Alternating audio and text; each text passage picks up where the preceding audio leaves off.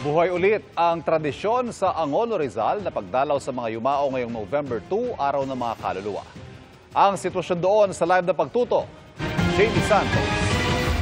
Jamie. Ivan, maaga pa lamang kanina ay dinagsana ng mga tao ang mga sementeryo rito sa Angono, Rizal, kung saan ngayong araw ng kaluluwa, November 2 o All Souls Day, ang nakaugali ang pagbisita sa kanilang mga yumao.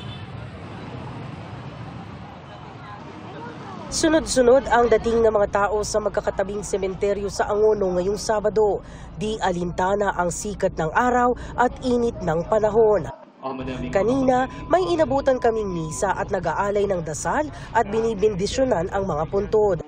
Meron din ngayong araw pa lang naglilinis ng puntod. Ngayon lang uli kami nadalaw dito kaya dati pinapalinis ko to. Ngayon, wala na kaming makautusan.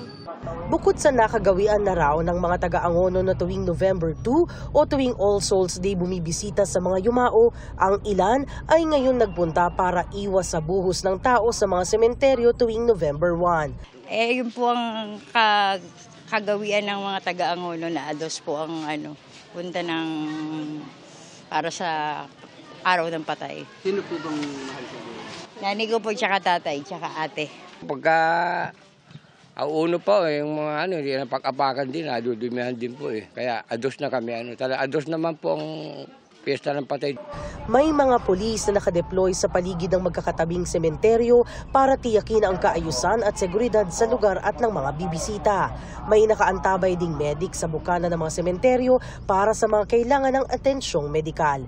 So far po, peaceful naman po ang pagdaraos natin ng Undas 2024 dito sa bayan ng Angono. Mas maraming pulis ang makikita nyo sa kalsada dahil hindi siya kalat-kalat. Although siyempre, yung volume ng tao ay napakarami po talaga.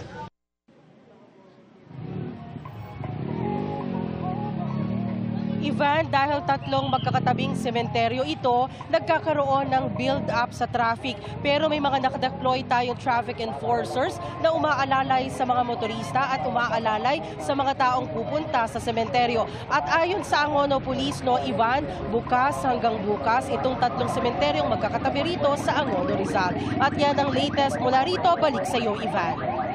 Maraming salamat, JB Santos.